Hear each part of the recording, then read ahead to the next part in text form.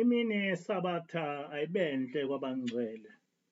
Isihloko salenkonzo sithi Masibuyele kuJehova uNkulunkulu wethu. Ekhasini 83 to 84 lencwadi kaProfessor Rudolf Winster ethi From Babylon to Timbuktu uthi impi ka-Antiochus yaya ePalestine iyokweseka uMenelaus, umholi wesigejane esasihambisana neSiriya. Ngenxa yalokho amaJuda amaningi abulawa, amanye abalekela ezintabeni naseGibhithe. AmaJuda asala eJerusalema ilawo ayesekela izinkambiso zika-Antiochus. Kwashawa umthetho owawenqabela ukugcinwa kwezinsuku ezingcwele, iSabatha kanye nokusoka. Umfanekiso obaziweyo kaJupiter wamiswa ethempelini elingcwele ngenhla kwe-olthare. Kulo mfanekiso abantu benza imihlatshelo yezingulube, isilwane esingcolile kumaJuda. Ngenxa yokuzingelwa kwenkolo, umpristi omkhulu Onias III kanye namanye amaJuda babalekela emazweni ase-Afrika njengaseGibhithe naseLibya. Imbangela eyaholela ekufudukeni kwamaJuda kwaba izimpi, ukuhlukunyezelwa ezenkolo kanye nohwebo. Lesi simo senza ukuba kugcine kunamaJuda afudukela e-Afrika. Ngonyaka ka-65 BC izimpi ngaphansi kukajenene uPompeyi zalithumba iJerusalema. Ngo-70 AD ujenene uTitus umbuso wamaJuda wawuqeda ngenkemba. Ngesikhathi salaba babusi kwenziwa izinto eziningi ezibuhlungu kulawo maJuda ayesele eJerusalema. Kusukela ngesikhathi sikaPompeyi kuya kuJulius Caesar, kulinganiselwa kumaJuda ayisigidi abaleka e-Afrika, ebalekela ukugqilazwa ngamaRoma.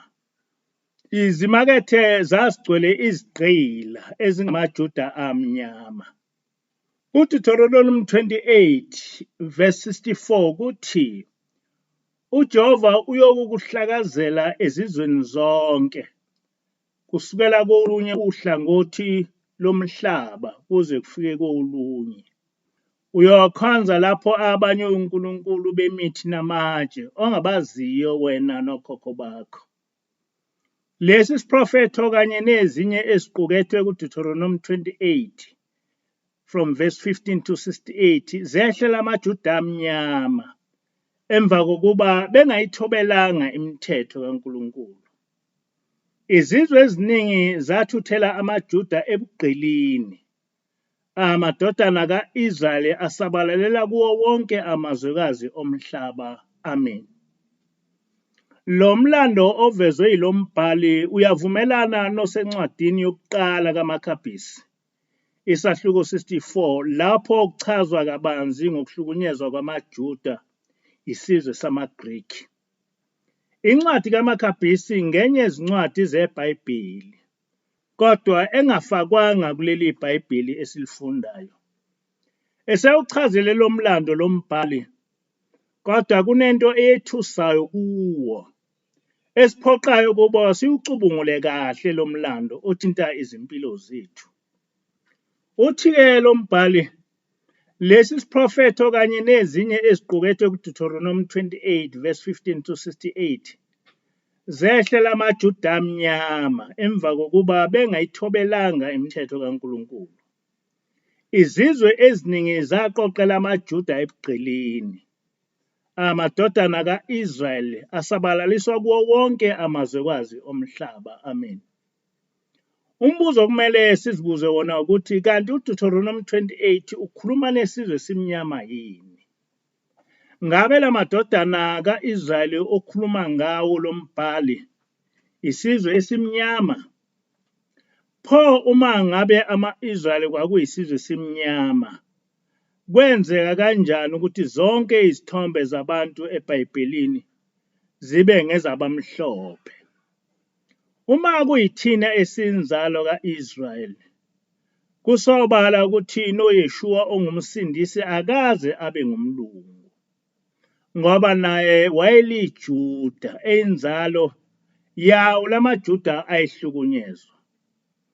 KuMathewu 24 nguye uYeshua owaprofetha ngokubhidlizwa kwethempeli ngamaRoma ngo-70 AD. Pho uYeshua wayeseba ngumsunguli wenkolo yabezizwe nini? Ngoba ngo-65 BC amaRoma ahlasela aqumba iJerusalema, kwathi ngo-70 AD aqeda umbuso wamaJuda ngenkemba. Impendulo yalombuzo siyithola encwadini kaDr Costa ethi Come out of her, my people, lapho ethi abezizwe babemfuna umsindisi, kodwa hayi ongumJuda. Babewenyanya amaJuda, bemnyanya futhi noNkulunkulu weTestamenti elidala, okunguJehova. Bancamela ukuzakhela umsindisi osamGrikhi. Amen. Lo mbhali ucacisile ukuthi imisebenzi kaYeshua yantshontshwa kanjani ngamaRoma, ase-akha ngayo umsindisi wabo, ongasiyo indodana kaNkulunkulu. Njengoba esho uDr Costa, eTestamenteni Elisha lakhishwa igama likaJehova nelikaYeshua, ngoba lezi zizwe zazimzonda uNkulunkulu okuyiTestamenti elidala. Lokhu kufakazelwa izimpi ezazihlale ziba khona kusukela ngo-65 BC phakathi kwamaRoma namaJuda. Kuyinto esobala-ke ukuthi kuDuteronomy 28 uJehova wayebhekise esizweni samaHebheru okuyithi. Abezizwe bayichitha inkolo kaJehova eyayinomsindisi ovela ezulwini, bayichitha nendodana kaNkulunkulu, base bembumbela umsindisi wabo. Lokho bakwenziswa ukuthi babemzonda uNkulunkulu onguJehova, ngoba base bazi ukuthi unguNkulunkulu ohlale elwela amaHebheru, ayisitha sabo esikhulu. Emva kwesikhathi abezizwe bakha lo msindisi uDr Costa okhuluma ngaye, base bemhlanganisa noYeshua, ukuze sicabange ukuthi uYeshua nomsindisi wabo into eyodwa, kanti akunjalo. Ayikho imfundiso kaYeshua ethi ukufa kwakhe kuchitha umthetho kaJehova, ngoba ngokwemfundiso kaYeshua umthetho kaJehova umi ngunaphakade. Ngithe enkonzweni edlule amaFilisti ayengazi ukuthi angamnqoba kanjani uSamsoni, ngoba wayengcwele. Abakwenza uqale bethole imfihlo yamandla akhe. Sebeyitholile bamhlubula kuJehova ngokumgunda ikhanda. Nempela ngokususa ubungcwele bakhe, uJehova wabe useyasuka kuye. Kanjalo nakithi abezizwe babazi ukuthi amandla ethu asebungcweleni bethu, okungukugcina umthetho kaJehova. Lokho bakufunda emibhalweni kaMose eyimigogodla yenkolo yethu. Kwakubalulekile-ke kwabezizwe ukuba basihlubule kuJehova, ukuze nakithi uJehova engabe esasondela. Lawo maJuda aqhubeka nokugcina isivumelwano sabo noJehova njengeSabatha nokusoka, babebulalwa kabuhlungu ngamaRoma. Isizwe esachitha iSabatha siyisitha sikaJehova. Ngakho-ke uYeshua akakwazi ukusungula inkolo echitha umthetho kaJehova. Ekuqaleni inkolo yabezizwe yayingumbutho owawusungulelwe ukulwa nenkolo kaJehova. Kodwa uConstantine lombutho wabe esewenza inkolo, esethi naye uselikholwa, kanti wenzela ukuqeda kahle inkolo kaJehova esengaphakathi kuyo.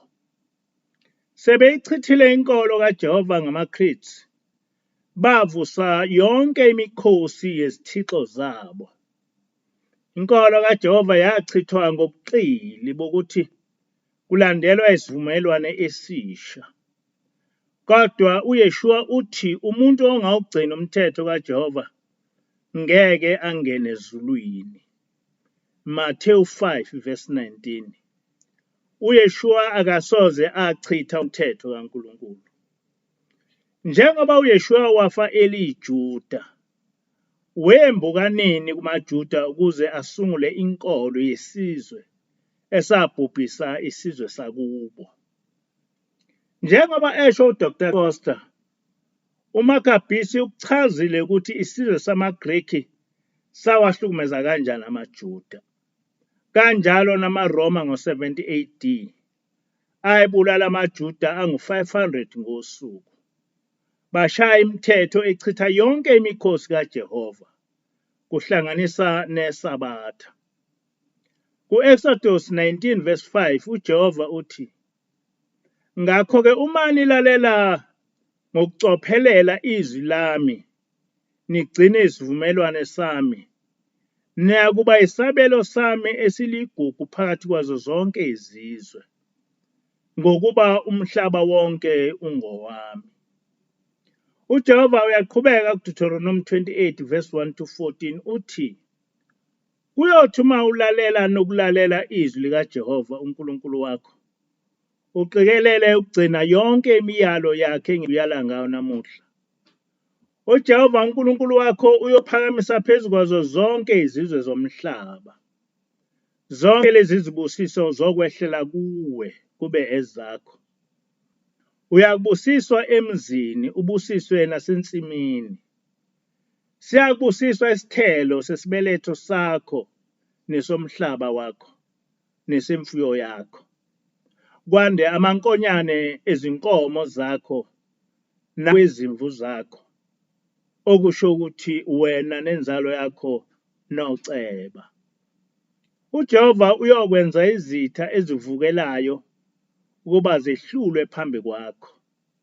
uJehova uyakuyala isibusiso sibe phezu kwakho, ezinqolobaneni zakho nakukho konke okwenzayo. uJehova uyakukumisa ube yisizwe esingcwele kuye, njengoba afunga kuwe, uma ugcina imiyalo kaJehova uhamba ezindleleni zakhe. Bonke abantu bomhlaba bayakukubona ukuthi ubizwe ngegama likaJehova, bakwesabe. Amen. uJehova wafunga ukuthi uma sigcina umyalo wakhe uyosenzela zonke lezi zinto ozibalile. Kodwa kuDuteronomy 28:15-68 uJehova uthi, "Kothi uma ungalilaleli izwi likaJehova uNkulunkulu wakho, ukuba uqikelele ukugcina yonke imiyalo yakhe nezimiso zakhe engikuyala ngakho namuhla, zonke lezi ziqalekiso ziyokwehlela. Uyaqalekiswa emzini, uqalekiswe nasensimini. Isithelo sesibeletho sakho nesomhlabathi wakho, amankonyane ezinkomo zakho nawezimvu zakho kuyaqalekiswa. uJehova uyokwehlisela kuwe isiqalekiso, ukudideka nokusolwa kukho konke oyokwenza, uze ubhujiswe, ushabalale ngokushesha, ngenxa yobubi bezenzo zakho, ngokuba ungishiyile. uJehova uyokwenza izitha zakho zikunqobe. Uyakuzihlasela ngandlelanye, ubaleke ngezindlela ezisikhombisa. Uyoba yinto esabisayo kuyo yonke imibuso yomhlaba. Isidumbu sakho siyakuba ukudla kwazo zonke izinyo zezulu nokwezilwane zomhlaba. Akuyikubabikho oyoziphazamisa. Ekwehlulweni kwamazulu empini yasencome, izidumbu zamadoda azinqotshwanga, zadliwa ngamanqe, zimpisi nayizinja. uJehova uyokushaya ngokuhlanya, ngobumpumputhe nangokudideka komqondo. Ayikuphumelela ezindleleni zakho, uyakucindezelwa kuphela, uphangwe, kodwa kungabibikho muntu okuhlengayo. Izithelo zomhlabathi wakho nawo wonke umphumela ukusebenza kwakho uyodliwa isizwe ongasaziyo, wena ucindezelwe kuphela, uchotshozwe nsuku zonke. UJehova uyokuyisa esizweni wena nokhokho bakho eningasazi, niyokhonza lapho abanye onkulunkulu bokhuni namatshe. Uyakuba yinto esabisayo nesiga nombhinqo phakathi kwezizwe zonke lapho uJehova ayakuxoshela khona, njengoba kwenzeka nje kuma-African Americans. UJehova uyothumela kuwe isizwe sivela kude esihlwitha njengokhozi, kuyoba isizwe ongaqonda ulimi lwaso, isizwe esibuso baso sigcwele unya, esinganandaba nomuntu omdala, nesinganalo uzwelo komusha. Siyakudla isithelo semfuyo yakho nesomhlabathi wakho uze ubhujiswe. Uma ungaqapheli ukwenza wonke amazwi alomthetho alotshwe kule ncwadi, ukuba ulesabe igama lakhe elidumisekayo, elithi uJehova uNkulunkulu wakho. Amen. Kuyadinga-ke ukuthi njengoba uJehova wayesikhethile ukuba sibe yisizwe sakhe, sizibuze ukuthi asiyigcinanga ngani imithetho yakhe. Kuyizikronika zesibili isahluko 7 verse 13 to 15. UJehova uthi, uma ngivala izulu imvula ingani, abazithobe abantu bami bakhuleke, baphenduke ezindleleni zabo ezimbi. Ngiyakuzwa ngisezulwini, ngithethelele isono sabo, ngiphilise izwe labo. Manje amehlo ami ayakuvuleka, izindlebe zami zilalele umkhuleko owenziwa kule ndawo. Amen. Uma isizwe sonile, sasiyaye sivume izono zaso, bese uJehova esithethelela. KuNehemiya 9 verse 1 to 3 kuthi, kwathi ngosuku lwama-24 lwaleyo nyanga, abakwa-Israyeli bahlangana ngosuku lokuzila ukudla, bambatha indwangu yamasaka, bazithela ngomlotha.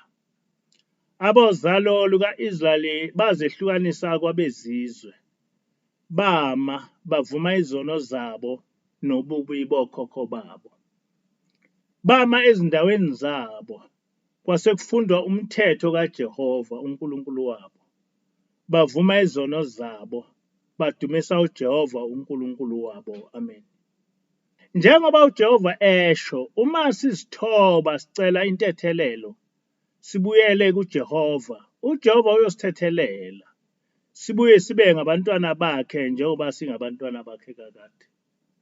Lo mkhankaso wokubuyela kuJehova kumele usukunyelwe ngabafundisi abaneqiniso ekukholweni, kuze kubaphathi bezwe namakhosi ezizwe ezahlukene kumzansi. Sonke sibuyele kuJehova uNkulunkulu wokhokho bethu. Inkosi ibusise izwi layo. Le ntshumayelo yatholakala kuFacebook no-YouTube othi Rev Mpanza NCG.